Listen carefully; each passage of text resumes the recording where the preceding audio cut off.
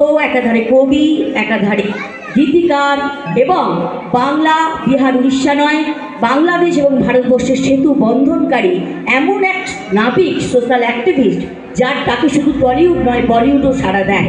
তাই আজকে আমি ভাইরাল ফিভারে রয়েছে, আমি আমার প্রোগ্রাম ক্যান্সেল করে আপনাদের এখানে শুধুমাত্র এসেছি এবং বারবার আসবো। আমার বন্ধুর যেরকম ডাকি আপনাদের ডাকে, একবার জোরে জোরে হাত তুলে হাত তুলে হাত তুলে হাত তুলে। ও এবার আমরা সরাসরি প্রবেশ করছি সেই সুর সাধনার সাধিকার কাছে। আমরা সরাসরি চলে যাব বীণারঞ্জিত পুস্তক হস্তে ভগবতী ভারতী দেবী নমস্তুতে। জ্ঞান বিদ্যা সঙ্গীতের দেবী মা সরস্বতীর আশীর্বাদ ধন্যা কন্যা।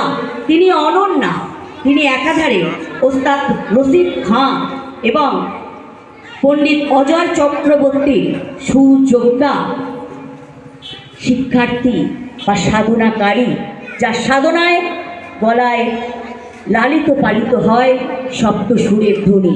সেই ধ্বনিতে আজকে আমরা মেতে উঠব সৃষ্টি সুখের উল্লাসে। অর্থাৎ সেই অনন্যা অসামান্যাকে আমরা ডেকে নিচ্ছি, যার নামও অনন্যা চক্রবর্তী।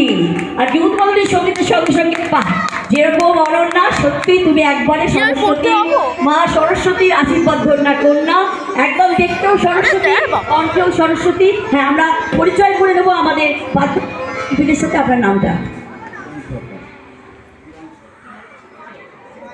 অক্টোতে বুলান সরকার। জোরে করতালি, যাদের সাহায্য ছাড়া সঙ্গীত কখনো সঙ্গীতময় হয়ে ওঠে না। তারক সাহা স্বনামধন্য তবলা বাদক, যার বাদনে আমাদের সত্যি জাকির হোসেনের কথা বারবার মনে করিয়ে দেয়। হ্যাঁ, সরাসরি পৌঁছে আছি কিবোর্ডে প্রণব চ্যাটার্জি কিবোর্ডে সুর তুলবে আর আমাদের হৃদয় ঝর্ণায় আমরা মোহিত হয়ে যাব। আর ইয়াসকার সঞ্জু মণ্ডল রয়েছে